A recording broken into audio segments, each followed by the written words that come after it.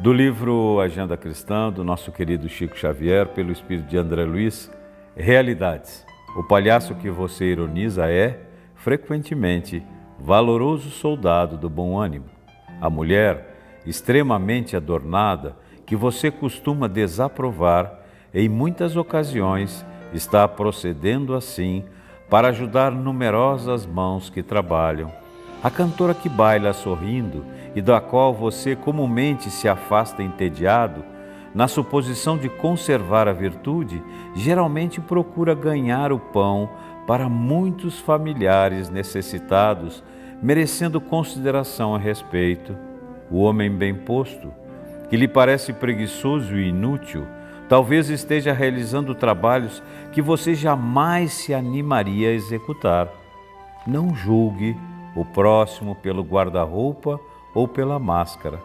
A verdade, como no reino de Deus, nunca surge com aparências exteriores. Aproveite muito bem o seu dia.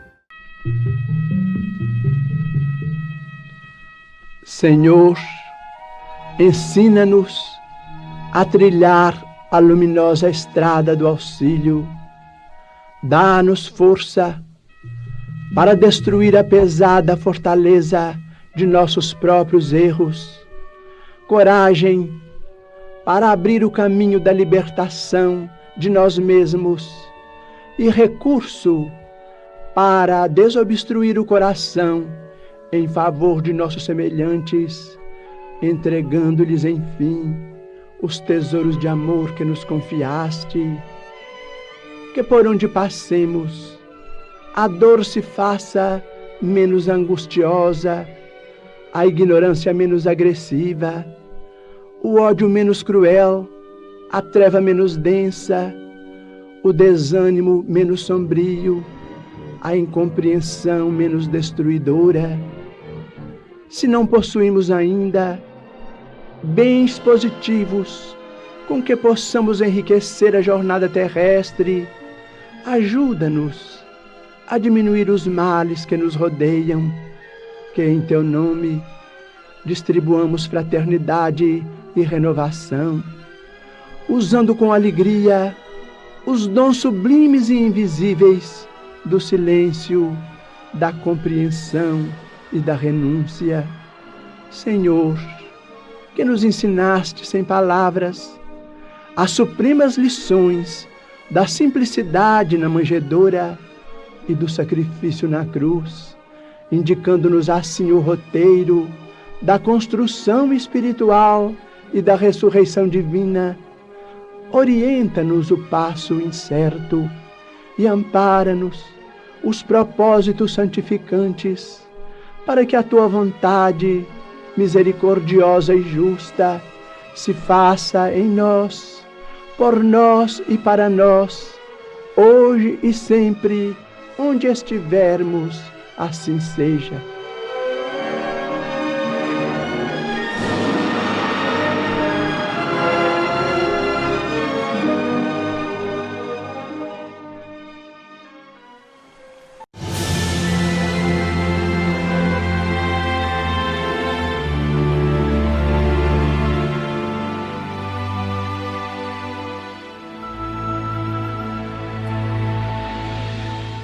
Coube a mim falar desse tema. Nós temos muitos motivos, infelizmente, no mundo moderno, como Cláudio apresentou há pouco, para sermos ansiosos. Alguns autores já colocam que a ansiedade é parte da vida moderna. Essa semana eu conversava com uma pessoa no consultório e ela vive, eu vou dizer convive, porque parece mais um parceiro dela, há 45 anos com a síndrome de pânico. Deixa eu pensar que uma pessoa, uma mulher, passou 45 anos da sua vida presa na cadeia do pânico. E todo esse processo começou quando ela ainda tinha 14 anos, com um surto de ansiedade. Esse é o mal do século. Nós temos a previsão, a Organização Mundial da Saúde fala e um número assustador de pessoas com depressão. Mas essa previsão vai se realizar, infelizmente, por conta da ansiedade. Ela, que é a mãe de praticamente todos os transtornos emocionais e psicológicos. E muitas vezes nós nos orgulhamos de falar, eu sou ansiosa, como se a ansiedade fosse uma coisa bonita de se ter. E como a nossa querida mentora, ela chama a nossa atenção e ela faz uma comparação mais ou menos assim. Se acontecer um surto de gripe e todas as pessoas ficarem gripadas, o normal é estar gripado ou ser saudável? É ser saudável, concordam? Então, por mais que estejamos hoje em um mundo onde a ansiedade termina sendo vista como algo normal, não é normal. Nós temos alguns motivos, e essa pessoa que conversava comigo, ela dizia assim, eu quase não venho hoje para a consulta. Eu disse, mas por quê? Estava sentindo alguma coisa? Ela disse, não, porque ontem eu assisti a TV e hoje de manhã cedo eu liguei de novo a TV. É tanta coisa que eu não sei se vale a pena a gente sair de casa. Talvez fosse muito mais seguro ficar em casa. E aí nós temos crise na Bolsa de Valores. Alguém aqui tem investimento na Bolsa? Porque a minha bolsa cai direto e ninguém faz nada com isso, gente. Cai a bolsa, que eu sou um pouco desastrada, a bolsa cai. E aí sobe dólar, sobe euro, desce real, o real só desce, infelizmente. E aí começam as nossas preocupações imensas, né? Porque assim, e agora o que será de mim? E aí vem a crise econômica mundial e ficamos todos muito nervosos porque a crise econômica, a gente nem sabe direito o que é, mas aí a gente também fica muito preocupado com a crise econômica do mundo. Porque a gente, não sei, mas a gente se preocupa. E aí vem a ansiedade porque a gente começa a pensar em um monte de coisas que vão acontecendo. Aí, vez que outra, acontece um atentado. E Paris, aquela cidade linda, há bem pouco tempo se vê vítima da crueldade do terrorismo. E a gente começa a se perguntar, mas será que no Brasil tem terrorista? Tem terrorista, né? O nosso terror é outro. E aí vem a Zika. Gente, a Zika, esse mosquito, o pai da Zika está aqui, cadê ele? Eu vou apresentar ele a vocês, o responsável. E aí vem a Zika, um mosquito que a gente não enxerga direito, que é listrado preto e branco. Agora, quem vai enxergar a lixa preta e branca do mosquito? Ninguém vai enxergar isso, gente. E aí a paciente estava muito preocupada e o acidente ecológico de Mariana, quebra a barragem, o maior acidente ecológico do nosso país aconteceu. E isso é triste, isso nos traz ansiedade. E vem a violência urbana, essa que é assustadora. E que a gente sai de casa e não sabe se não será vítima dela. E essa jovem senhora que conversava comigo em sua vida de pânico, trouxe todas essas questões, todas essas. E ela questionava, mas Iris, é seguro? É seguro viver? Eu não consigo me curar desse tormento que me acompanha há 45 anos. E a cada dia, até um mosquito me causa pânico. Segundo Balloni, ele traz o seguinte, disse-se que a simples participação da pessoa na sociedade contemporânea já é, por si só, um requisito para o surgimento da ansiedade. De modo que viver ansiosamente passou a ser uma condição do homem moderno, ou um destino comum e ao qual todos estamos atrelados de alguma maneira. A vida moderna, com tanta informação, com tanto apelo, termina fazendo com que tudo na nossa vida fica muito mais curtinho. E a gente está sempre acelerado, sempre com pensamento em algum outro lugar, sempre com atenção em algum outro lugar, de preferência também com o celular ligado para ver as mensagens que chegam do WhatsApp, para poder responder, porque nós estamos vivendo aquilo que o Cláudio trouxe desse homem light, a superficialidade da vida. Então nós não estamos nunca em lugar nenhum, mas estamos ao mesmo tempo em todos os lugares. Então hoje nós temos uma tecnologia que nos garante estar com todos os nossos amigos ao mesmo tempo. Basta que você faça um grupo no WhatsApp. Ah, que maravilha! Você vai conversar com todos os amigos. Mas aí a gente pode conversar com todos eles, sem precisar estar com eles. Sem precisar abraçá-los, dar um ombro amigo, ouvir a voz, né? Então esse processo que a gente vem perdendo desse homem e dessa mulher que, inserido nesse mundo moderno, vive ansioso. E nós procuramos os consultórios médicos, terapêuticos, não para tratar o motivo ou a causa da nossa ansiedade, mas porque nós queremos nos livrar dela. Então nós somos aqueles da geração do que não quer sentir nada. Nós não queremos sentir nada.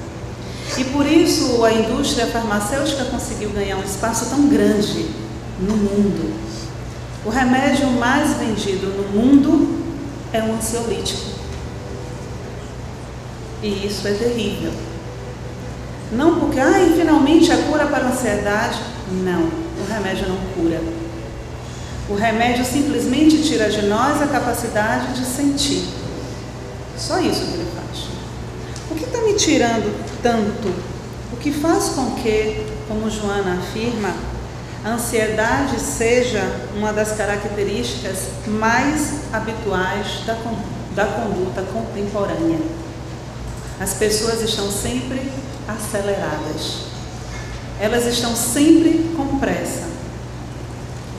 E eu só não sei com pressa do quê? Porque nós temos pressa para tanta coisa, menos para o mais importante, o nosso processo evolutivo. Esse nós precisaríamos e precisamos ter pressa. Esse nós precisamos de verdade colocar toda a nossa energia para isso. E nós vamos então construindo a nossa vida, dando conta de tantas questões. Então caminhamos aceleradamente em sentido horizontal. Mas como se estivéssemos em uma esteira, corremos e não saímos para lugar nenhum. Ficamos ali, muitas vezes presos no processo rotineiro de fazer as coisas da mesma forma e o pior, querendo um resultado diferente. E é justamente por estarmos muitas vezes escravos desse fazer de conta que fazemos, que vamos deixando o mais importante de lado e atendendo aquilo que de fato não é necessário. Corremos e vamos entrar na história como a geração, a idade da ansiedade. Nós, assim como um homem pré-histórico que estava ali, muitas vezes vivendo sobre a tensão da vida, que não devia ser muito fácil. Então Jung vai fazer um resumo fantástico, sempre, né? Então ele diz assim, olha, a ansiedade nada mais é outra coisa simples do que a tensão entre o agora e o depois. Uma coisa simplíssima, né? Muito simples. Mas é exatamente isso. A ansiedade é a tensão do meu momento agora, que eu não vivo, com o que acontece logo depois, que é com o que eu estou preocupado, o futuro. Então veja só a angústia que é gerada junto com a ansiedade. Eu não vivo o agora, estou preocupada com o que vai acontecer daqui a 5 minutos. Daqui a 5 minutos acontece, e eu não vivo aquilo que aconteceu, porque eu já estou preocupada com o que vai acontecer daqui a mais 5 minutos. E aí o ansioso vai vivendo sempre o logo depois. E vai acumulando internamente uma quantidade imensa de vida não vivida, porque ele nunca está no aqui e agora. E aí Balloni vai dizer que a ansiedade, tem jeito, a ansiedade normal é um equipamento biológico necessário à sobrevivência do ser humano, sendo talvez o principal instrumento de adaptação do indivíduo às exigências da vida. Então a ansiedade existe desde sempre. Desde que o homem é homem, a ansiedade existe. Ela é a nossa companheira evolutiva. Esteve sempre com a gente, assim como o medo também.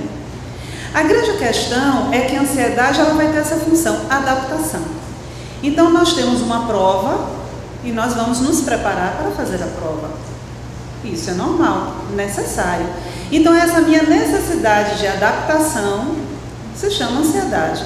Então nós fazemos isso, sentimos isso e a gente nem sabia que era ansiedade. Então por essa ótica somos todos ansiosos. Temos esse disparo, esse gatilho interno que vai fazer com que a minha vida funcione adequadamente. Porque o ego precisa adaptar-se, nós precisamos nos adaptar. A grande questão é que o excesso de tentativas de adaptação tem um efeito contrário, há um esgotamento adaptativo. Então chega um determinado momento, quando essa ansiedade passa a ser patológica, que eu já não consigo mais atender à necessidade de adaptação. E aí nós vemos muitas vezes que ficamos tão ansiosos para que alguma coisa aconteça, ou temos tanta ansiedade por fazer que não conseguimos fazer, porque a gente não sabe por onde começa. Alguém já viveu isso? Aquela sensação assim de eu tenho tanta coisa para fazer que não sei por onde eu começo. Aí chega o dia de entregar o trabalho, o dia do prazo, e você não fez porque você estava ansioso demais para fazer. Então é esse excesso, chega no limite da tentativa de adaptação. Então há um esgotamento disso. E todos nós vivemos isso se nós ultrapassamos esse limite do que vem a ser o natural, ou que a gente chamaria dessa ansiedade normal.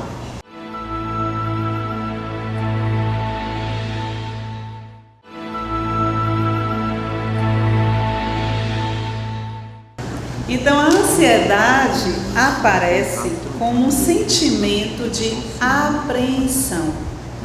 É isso que o ansioso sente, né? A sensação de uma apreensão, algo dentro, e normalmente vem junto com a angústia, né? Uma sensação de que algo está para acontecer. O ansioso vive em suspenso, né? Ele sempre quer ver uma característica do ansioso, o pessimismo. Ele nunca acha que as coisas vão dar certo, ele sempre acha que as coisas vão dar errado. Então tem sempre aquela sensação de que alguma coisa vai acontecer. Como ele não quer ser pego de surpresa, ele vai pensar em todas as possibilidades daquilo dar errado.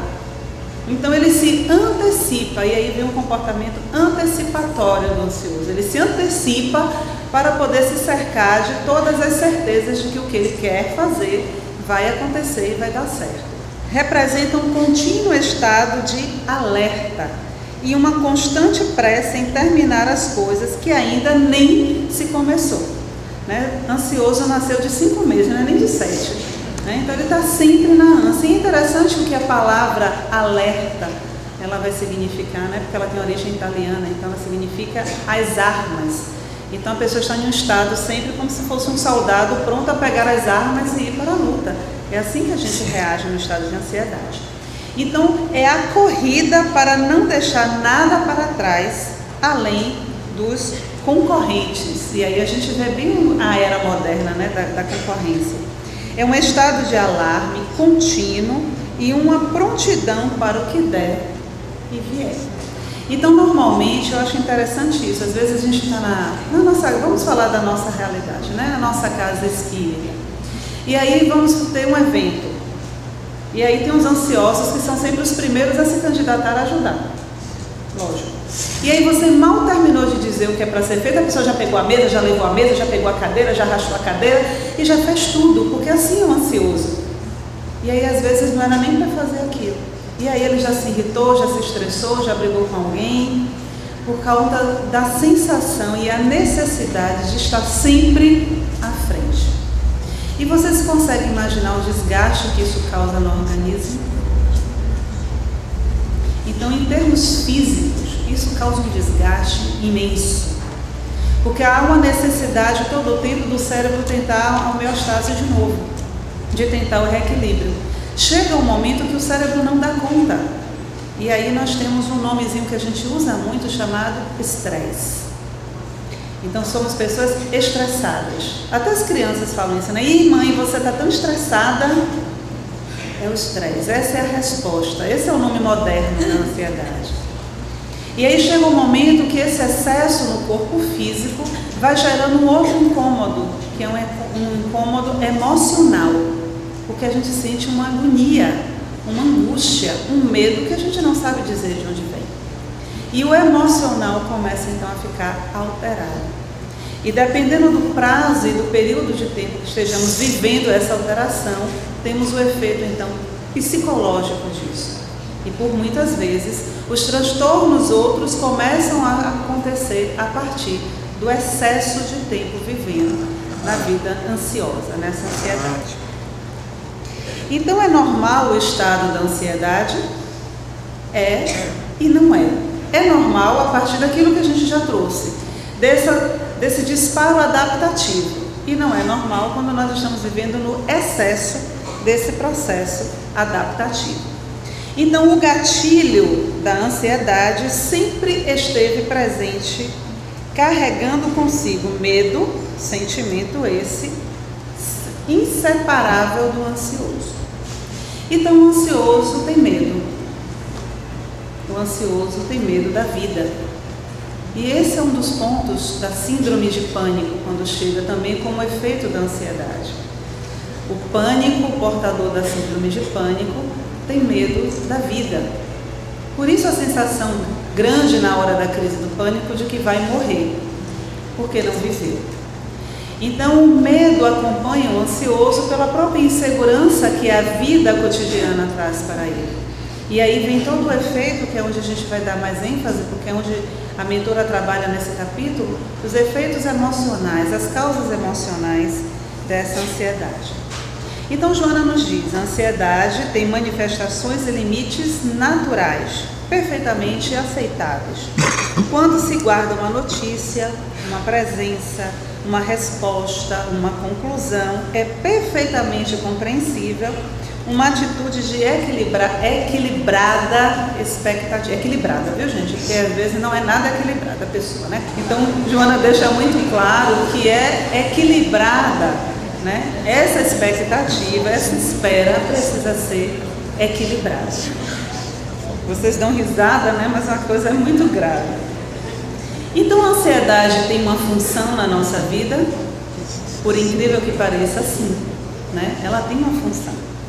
A ansiedade é um sinal de alerta que adverte sobre a necessidade de adaptação iminente, capacitando a pessoa para medidas específicas, desculpa, é que eu estou longe, viu? Eficientes de enfrentamento, é que eu estou lendo aqui embaixo.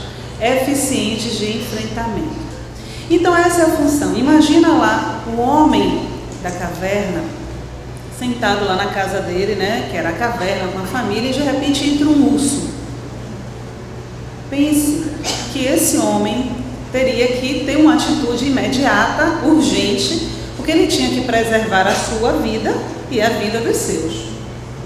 É muito provável que hoje, nós, homens modernos, com certeza, né, com algumas exceções em alguns países, não somos visitados por ursos em nossas casas.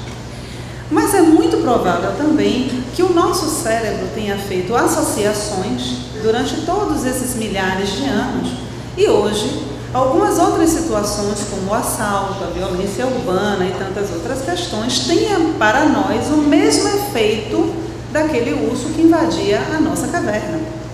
E por isso nós temos ainda o disparo desse gatilho que mantém de alguma forma a nossa vida. Porque se não fosse a ansiedade nesse grau, nós não teríamos sobrevivido no planeta Terra, com certeza.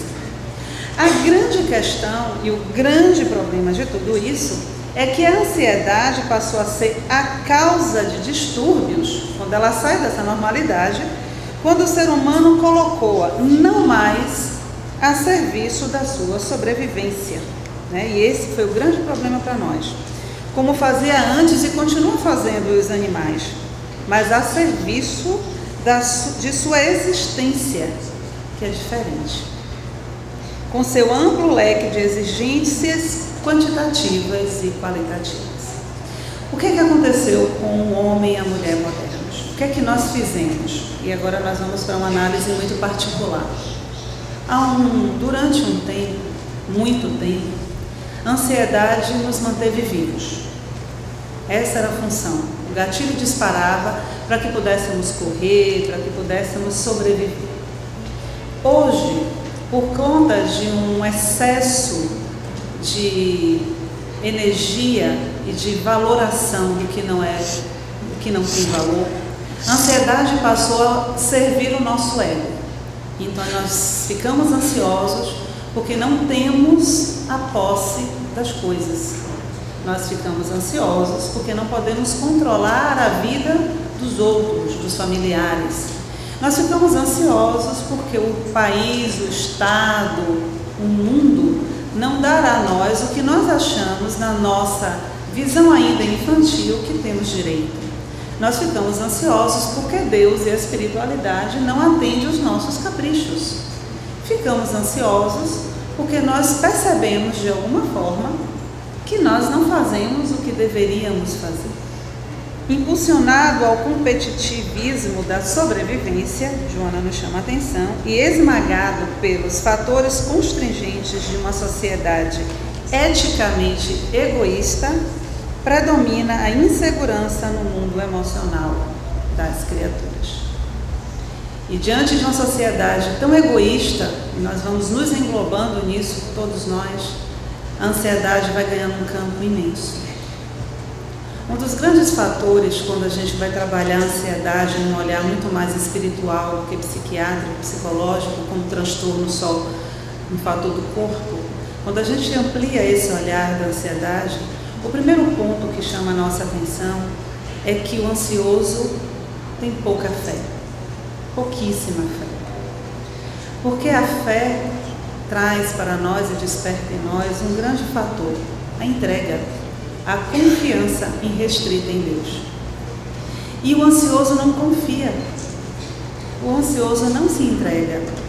O ansioso realmente acredita que ele pode controlar as coisas e que ele é muito próximo de Deus, porque ele sabe o que é melhor para ele, quando deve acontecer e como deve acontecer. Então esse é um ponto muito sério dentro de uma sociedade onde a ética tem passado tão longe, onde o egoísmo tem ganhado um espaço tão grande no nosso coração. E nós estamos construindo então uma sociedade que vai nos devorando e vamos a cada dia aumentando esse processo com as nossas atitudes, com os nossos pensamentos, com o nosso não compromisso com a vida, com o nosso não compromisso com Deus. Então, esvaziado de idealismo e comprimidos no sistema em que todos fazem a mesma coisa, assumem iguais composturas, passando de uma para outra pauta de compromissos com ansiedade crescente. Corremos e não chegamos muitas vezes a lugar nenhum. Vivemos um processo de um coletivismo que, em vez de ser aquele exercício fraterno de um dar as mãos aos outros e crescermos juntos, na verdade temos uma necessidade de deixarmos todos em uma paralisia asfixiante. Então construímos cada vez mais um processo, e a tecnologia maravilhosa que hoje nós temos, que deveria e tem a função, deveria ser essa a forma de utilizá-la para que ganhássemos tempo para as coisas importantes da vida, mas não é isso que nós fazemos. Então vamos a cada vez mais nos comprometendo com aquilo que seria um fator para nos libertar, porque tudo o que chega à nossa terra tem um projeto divino, mas nós esquecemos de assumir esse compromisso divino. Então vamos vivendo em uma sociedade onde fazemos as mesmas coisas, sentimos as mesmas coisas e fazemos tudo do mesmo jeito.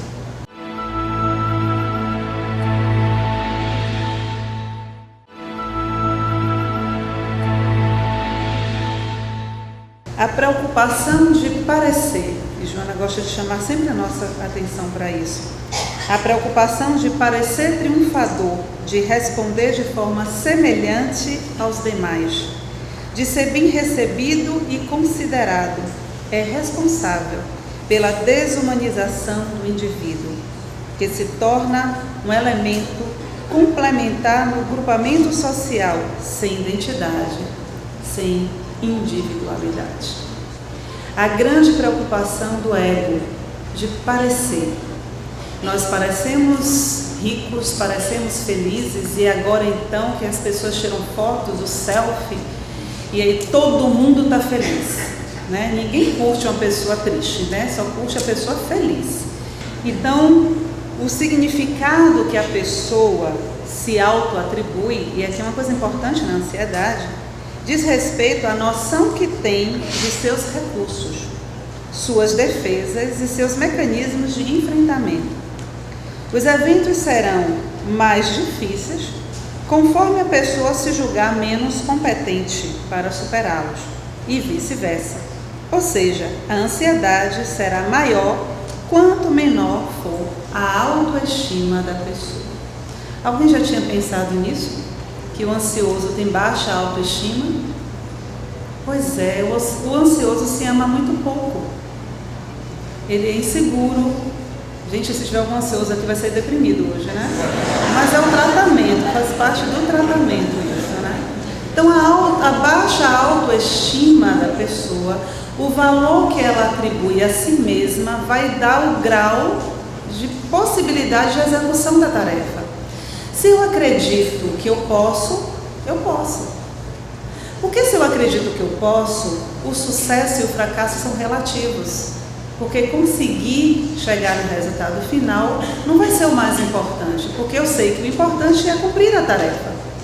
Mas se eu não sei se posso, e se eu quero que os outros reconheçam o meu valor, aquilo que eu vou fazer precisa ser o melhor. Porque se eu não fizer o melhor, eu não serei o melhor.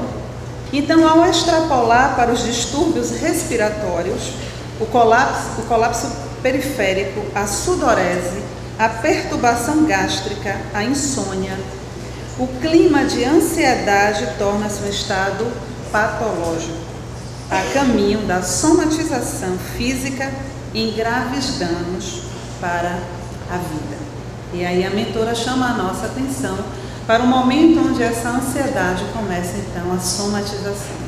E aí vem todo aquele processo, e muitas vezes nós sentimos isso, a palpitação, o coração começa a acelerar. Não é paixão, gente, é ansiedade, né? A pessoa fica ansiosa e muitas vezes por nada. A pessoa não sabe nem explicar, porque aquele evento, que às vezes ela está muito acostumada e habituada a fazer, naquele momento causa um disparo diferente. E com o passar do tempo, se isso vai diminuindo o espaço, né, de acontecimentos, de ocorrências, aí sim começa a vir a ansiedade patológica com todos os seus sintomas e somatizações. Então a ansiedade só se torna um problema psicológico quando nos impede de viver nossa vida o mais plenamente possível. Se eu percebo que eu não consigo mais viver a minha vida, deixar que ela flua tranquilamente, aí sim eu começo a entrar num risco psicológico, patológico da ansiedade. E aí James Hollis continua. E ela, a ansiedade, se torna um problema moral quando as estratégias que escolhemos se tornam prejudiciais e impeditivas. E aí a gente vai perceber o fator moral por detrás da ansiedade. Como a ansiedade traz um medo, e como o medo faz com que muitas vezes nós tenhamos aquele impulso do reagir ou fugir, muitas vezes a forma de reação vai mostrar a qualidade da nossa moralidade. Então Joana lança o nosso desafio. O grande desafio contemporâneo para o homem é o seu autodescobrimento. Esse é o passo. Por mais que tentemos tomar pílulas mágicas, por mais que tentemos fazer outras questões, o autoconhecimento é sempre a chave e a resposta para todas as nossas angústias. Nenhum espírito passa por um processo de ansiedade patológica se ele não tiver um compromisso moral com isso. Então nós precisamos sempre dessa atenção do que o nosso apontador de moral interno nos diz e nos mostra. Porque não é apenas identificar as necessidades, mas principalmente da sua realidade, às vezes assim, né? Não é a identificação só das nossas necessidades, mas principalmente da sua realidade emocional, das suas aspirações legítimas e reações diante das ocorrências do cotidiano. Não é só a nossa necessidade. Interessante o que a mentora nos chama a atenção. Não é só identificar o que nós necessitamos, mas é principalmente perceber a nossa realidade emocional. Como andam as minhas emoções? Eu tenho conversado com elas, eu tenho respeitado os meus limites, eu tenho parado e dado a atenção devida à pessoa que eu sou, a esse eu que existe em mim, que muitas vezes eu abandonei, deixei para trás, a minha criança ferida, a minha sombra, o meu algoz, o tirano que existe em mim, ou eu simplesmente ponho uma linda roupinha de boa moça, de bom moço, e saio por aí dando boa noite, muita paz, é assim que a espírita fala, né? A voz treme e eu vou acreditando que sou o que não sou. E aí eu vou cultivando o parecer, tentando convencer os outros de que sou, mas não existe máscara que resista às nossas más tendências, às nossas atitudes equivocadas. Não adianta a gente estar muito bem vestido e muito bem maquiado, se quando você vai falar com o outro, você trata mal. Se você desrespeita, se você mente, se você cria calúnia, não adianta. É só casca. E aqui vem a importância de perceber realmente a nossa realidade emocional. Como andam as minhas emoções? A minha raiva. Eu tenho conversado com a minha raiva? Ou eu vou colocando debaixo do tapete, vou colocando, porque espírita não sente raiva. Sente. E como sente? Porque raiva é uma condição humana. E todas essas emoções que ficam soterradas em nós, não trabalhadas, é o combustível necessário para que a minha ansiedade se torne patológica, para que a minha angústia fique cada vez mais crescente, para que eu tenha o sentimento de culpa corroendo o meu peito todo o tempo. E por não suportar viver dessa forma, por perceber que a vida não atende ao que eu desejo e fique frustrado, eu projeto tudo isso no outro. E as nossas relações terminam ficando cada vez mais difíceis e complicadas. Então, a nossa mentora nos chama a atenção para esse momento. São válidas para este momento de ansiedade, de insatisfação, de tormento, as lições do Cristo sobre o amor ao próximo, a solidariedade fraternal, a compaixão, ao lado da oração geradora de energias otimistas e da fé, propiciadora de equilíbrio e paz, para uma vida realmente feliz, que baixe ao homem conforme se apresente, sem as disputas conflitantes do passado, nem a acomodação coletivista do presente. Esse é o nosso maior remédio para a ansiedade do momento. A ansiedade da vida moderna, onde o homem, na sua pressa, esquece de Deus. Onde o homem, na sua pressa, esquece dos ensinamentos de Jesus. Nós até falamos, porque a nossa memória nos ajuda, então nós lembramos, saímos falando e às vezes até correndo, e o outro sequer pode ouvir. E como alguém pode realmente ser tocado pelo amor, se nós não tivermos um tempo para parar e olhar no fundo dos olhos. No fundo dos olhos daquele outro que se encontra muitas vezes em sofrimento. Porque se nós fizéssemos esse exercício todos os dias, a nossa ansiedade sanaria. Porque no momento em que eu paro para olhar uma outra alma humana, a minha alma se conecta. E nós pensamos então nessas descobertas novas, onde agora uma sonda espacial chega no planeta Vênus. A gente quase não acredita nisso, parece filme de ficção científica mesmo, né? E aí eu penso em Vênus como a deusa Afrodite, a deusa do amor.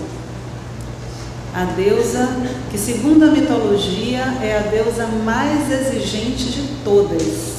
Imagina, lindíssima, nascida das espumas do mar. Nasceu adulta, linda.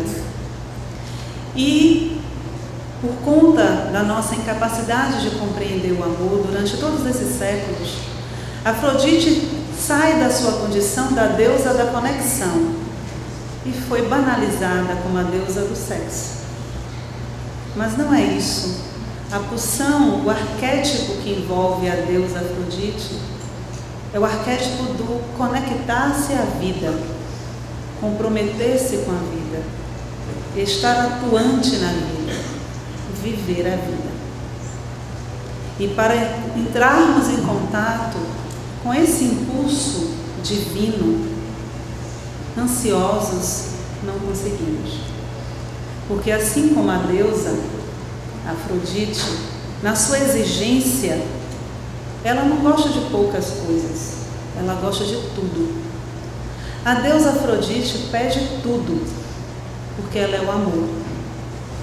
E assim como foi perguntado a João quem é Deus, ou como ele entendia Deus, e ele disse que Deus é o amor. E se pensarmos então, trazendo a mitologia e comparando com essa energia imensa que é o amor, Deus, assim também como a mitologia grega nos apresentava a deusa Afrodite, também é exigente, porque ele pede tudo. Ele não nos quer por metade, porque a ansiedade não deixa. Ele nos quer por inteiro, porque o amor é exigente. Então, que nós tenhamos nesse momento de tantas crises, de tantos acontecimentos, de tantos fatores perturbadores externos no mundo, em nossa casa e internamente, que nós nos conectemos com a força maior da vida, o amor. Que nos aprimoremos cada vez mais nessa capacidade de amar, de sermos esse instrumento verdadeiro, co-criadores com Deus, amando, desenvolvendo cada dia mais a nossa fé e uma certeza: nós somos filhos de Deus. E como Pai amoroso que Deus é, Ele não vai permitir que aconteça absolutamente nada que não seja necessário para o nosso crescimento. Nós precisamos ter a maturidade de compreender que nós colhemos o que plantamos e não podemos passar sem a colheita. Então, o cuidado que nós precisamos ter agora, mais do que nunca, é com a plantação. Que estejamos atentos, conectados, perceptivos da grandeza da vida, para que a ansiedade e tantos outros fatores de perturbação não destruam a nossa experiência neste corpo, neste momento. Porque estamos vivendo num momento ímpar da história da humanidade. E todos nós, se nos empenharmos neste momento, sairemos daqui como verdadeiras estrelas luminosas, iluminando o futuro da humanidade, que com certeza seremos nós. Muita paz, um Feliz Natal para todos e que o amor seja de fato o grande presente que nós desejemos ganhar e que possamos também dar a todos aqueles que conhecemos, que amamos, e também para aqueles que nós não conhecemos e que talvez também não amemos.